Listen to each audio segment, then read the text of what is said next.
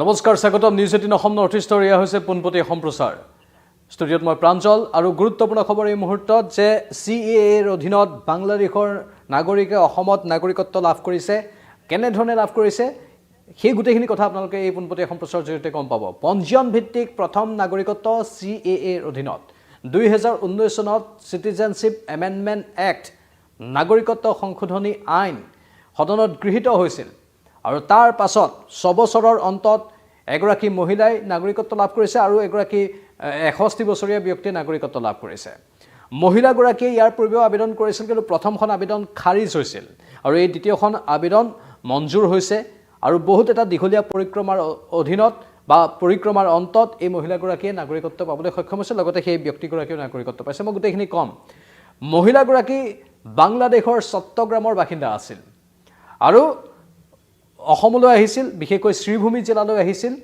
তেওঁলোকৰ পৰিয়ালৰ কোনোবাজন সদস্যৰ চিকিৎসাৰ বাবে 2007 চনৰ কথা আছিল হেয়া 2007 চনত চিকিৎসাৰ বাবে পৰিয়ালৰ সৈতে আহিল আৰু তাৰ পাছত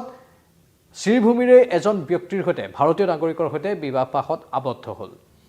আৰু বিবাহ পাশত আবদ্ধ হোৱাৰ পাছত 2007 চনৰ পাছত তেওঁ ভাৰততে থাকিব ললে মানে শ্ৰীভূমিতে থাকিব ললে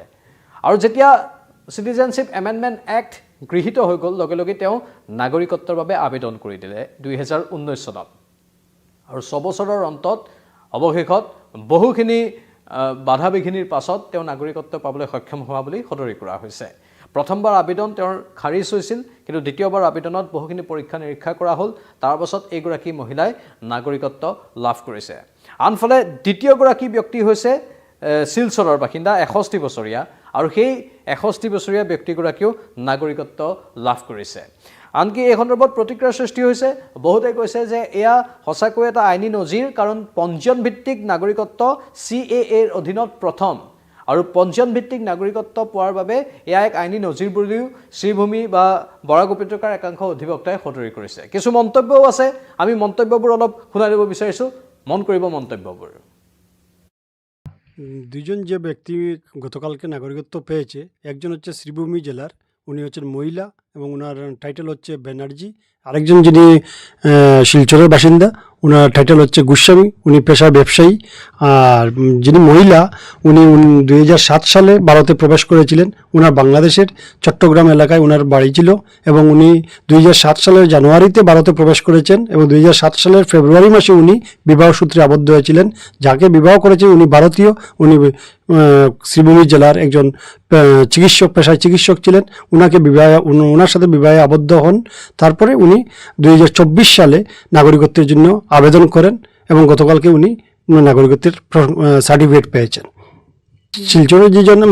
গোস্বামী উনি পেশা ব্যবসায়ী উনি ভারতে প্রবেশ করেছেন 1975 সালে এবং ওনার একজন ছেলেও রয়েছে ওনার স্ত্রী রয়েছে ওনার স্ত্রী ভারতীয় উনি বাংলাদেশের শ্রীমঙ্গল সাতগাঁও এলাকার বাসিন্দা ছিলেন CAAৰ অধীনত এয়াই প্ৰথম দুগৰাকী ব্যক্তিয়ে ভাৰতৰ নাগৰিকত্ব লাভ কৰা আৰু এয়াই প্ৰথম পঞ্জীয়ন ভিত্তিক নাগৰিকত্ব লাভ কৰাৰ ইতিমধ্যে অধিবক্তাই কিছু কথা সদৰি কৰিলে আমি লগতে জনাই থওঁ যে অসমৰ মুখ্যমন্ত্ৰীৰ প্ৰতিক্ৰিয়া এটা সময়ত প্ৰকাশ কৰি থৈছিল যে কিমানজনে আবেদন কৰিছে আৰু কিমানজনে নাগৰিকত্ব পাইছে আঙুলিৰ মূৰত গণিব পৰা বুলি কৈছিল মুখ্যমন্ত্ৰীয়ে আৰু সেই বিশেষ বিষয়টো যেতিয়া বা CAA আন্দোলন হৈছিল তেতিয়া বহুতে দাবী কৰিছিল যে কোটি কোটি বাংলাদেশী আহিব সেই কথা মুখ্যমন্ত্ৰীয়ে নাকচ কৰি দিছিল মুখ্যমন্ত্ৰীয়ে কৈছিল ই ধাপে ধাপে আগবঢ়া এটা প্ৰক্ৰিয়া আৰু সেয়েহে কোটি কোটি বাংলাদেশী হোৱাৰ কথাই নাই যিসকলে ভাৰতত আছে তেওঁলোকে নাগৰিকত্বৰ বাবে আবেদন কৰিব পাৰে তেওঁলোকে ইয়াৰ সুযোগটো পাব কিন্তু সেইখিনি পৰ্যায়ক্ৰমেহে পাব মানে তেওঁলোকৰ পৰীক্ষা নিৰীক্ষাবোৰ ভালদৰে কৰা হ'ব বুলি মুখ্যমন্ত্ৰীয়ে সদৰি কৰিছিল আৰু সেই আঙুলিৰ মূৰত গণিব পৰা মানুহ হ'ব বুলি মুখ্যমন্ত্ৰীয়ে সদৰি কৰিছিল কোটি কোটি বাংলাদেশী অহাৰ কথাই নাই বুলি স্পষ্ট কৰি দিয়া হৈছিল আৰু আমি দেখিবলৈ পাইছোঁ যে CAA গৃহীত হোৱাৰ 6 বছৰ পাছত প্ৰথম পঞ্জীয়ন ভিত্তিক দুগৰাকী নাগৰিকে বাংলাদেশৰ নাগৰিকে নাগৰিকত্ব ভাৰতৰ লাভ কৰিছে পৰৱৰ্তী সময়ত আৰু কিমানজনে আবেদন কৰিছে বা কিমানজন আহে সেয়াও আমি লক্ষ্য ৰাখিম কিন্তু এই কথাখিনি এতিয়া এক প্ৰকাৰ স্পষ্ট হৈছে যে কোটি কোটি বাংলাদেশী সদ্যহতে অসমলৈ বা ভাৰতলৈ অহা নাই সমান্তৰালভাৱে আমি কওঁ যে CAA আন্দোলনৰ 6 বছৰ অতিক্ৰম কৰি গ'ল 12 ডিচেম্বৰ আছিল কালি আৰু 12 ডিচেম্বৰত এই ইণ্টাৰনেট কৰ্তনৰ এখন বিশেষ আলোকচিত্ৰ প্ৰকাশিত হয় জুবিন গাৰ্গে ইণ্টাৰনেট কৰ্তন প্ৰসংগত কিছু বক্তব্য আগবঢ়াইছিল আৰু সেইখন কালিও সম্প্ৰচাৰিত হৈছে সামাজিক মাধ্যমত আৰু প্ৰতি বছৰেই সেই নিৰ্দিষ্ট আলোকচিত্ৰখন সম্প্ৰচাৰিত হৈ থাকে এজন ব্যক্তি আছিল জুবিন গাৰ্গ যিজনে CAAৰ বিৰোধিতা কৰিছিল অন্য দল সংগঠনৰ CAAৰ বিৰোধিতা কৰিছিল অভিযোগ আছে যে বাকি সকলো একাংশ দল সংগঠনে ৰাজনীতিৰ এই মেৰপাছত সোমাই নিজকে এগৰাকী ৰাজনৈতিক নেতা হিচাপে প্ৰতিষ্ঠা কৰিলে কিন্তু জুবিন গাৰ্গ সদায় ব্যতিক্ৰম হৈ থাকি গ'ল জুবিন গাৰ্গে এই আন্দোলনবোৰ যে কৰিছিল এই বিষয়বোৰত যে মাত পাতিছিল তাত যে তেওঁৰ কোনো স্বাৰ্থ নাছিল সেই কথা বাৰে বাৰে প্ৰমাণ হৈ আছে জুবিন গাৰ্গে নিজ স্বাৰ্থভাৱে অসমবাসীৰ কথা চিন্তা কৰিছিল বাবে এই আন্দোলনবোৰত জপিয়াই পৰিছিল আৰু তাত এটাও মুনাফা ল'বলৈ চেষ্টা কৰা নাছিল সেয়েহে জুবিন গাৰ্গ সদায় ব্যতিক্ৰম কিন্তু তাৰ বিপৰীতে আন একাংশই এই CAA আন্দোলনৰ নামত এই সমগ্ৰ প্ৰক্ৰিয়াৰ নামত বহুখিনি সুবিধা ল'লে বুলিও অভিযোগ আছে সেই অভিযোগ প্ৰতি অভিযোগবোৰ সময় সময় আমি শুনিবলৈ পাই থাকোঁ আৰু সেই CAA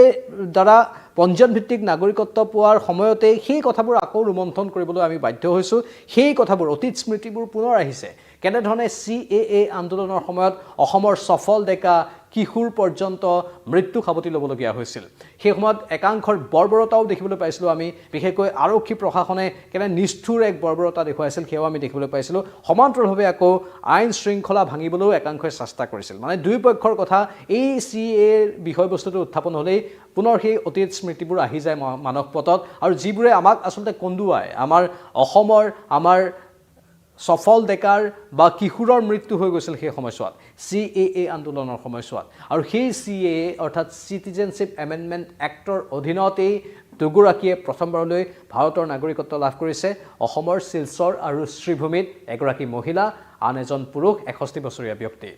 এই দুগৰাকীয়ে নাগৰিকত্ব লাভ কৰিছে আমি আশা কৰিম হয়তো আগন্তুক দিনত বৰ বেছি এটা তেনেধৰণৰ মানুহ নোলাব যেহেতু প্ৰথম অৱস্থাত এই CAAৰ প্ৰসংগ এইকাৰণে উত্থাপন কৰা হৈছিল যে যিসকল সংখ্যালঘু ব্যক্তিয়ে বাংলাদেশ আফগানিস্তান পাকিস্তান এইবোৰ ৰাষ্ট্ৰত নিপীড়নৰ সন্মুখীন হ'বলগীয়া হৈছে উৎপীড়নৰ সন্মুখীন হ'বলগীয়া হৈছে নিৰ্যাতনৰ সন্মুখীন হ'বলগীয়া হৈছে মানৱতাৰ খাতিৰত সেইসকল সংখ্যালঘুক হিন্দু শিখ খ্ৰীষ্টান বৌদ্ধ জৈন সেইসকল লোকক ভাৰতত পুনৰ সংস্থাপিত কৰাৰ বা ভাৰতত পুনৰ নাগৰিকত্ব দিয়াৰ সেই বিষয়টোৱে মূল বিষয়বস্তু আছিল আৰু পৰৱৰ্তী সময়ত সেই বিষয়বস্তুটোকে তুলি ধৰা হৈছিল কিন্তু অৱশ্যে শ্ৰীভূমিত যিগৰাকী মহিলাই নাগৰিকত্ব পালে তেওঁ বিবাহ সূত্ৰে পাইছে আৰু ভাৰতত এইটোৱেই প্ৰথম বিবাহ সূত্ৰে নাগৰিকত্ব লাভ কৰাটো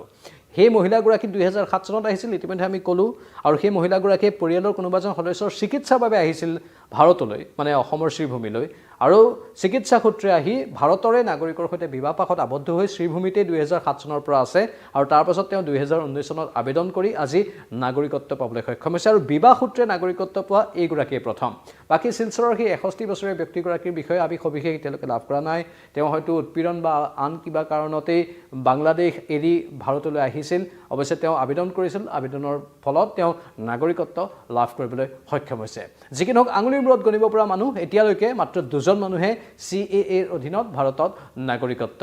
লাভ কৰিছে এইখিনি আছিল খবৰ আপোনালোকক জনোৱাটো প্ৰয়োজন আছিল সেয়েহে আপোনালোকৰ বাবে এই পোনপটীয়া সম্প্ৰচাৰ আগবঢ়ালোঁ এই ক্ষেত্ৰত যদি আপোনালোকৰ কিবা মতামত আছে আমাৰ ইউটিউব আৰু ফেচবুক দুয়োটা প্লেটফৰ্মৰ কমেণ্ট বক্সত গৈ কমেণ্ট কৰি জনাব পাৰে আকৌ আহিম লাইভত চাই থাকক নিউজ 18 অসম নৰ্থ ইষ্ট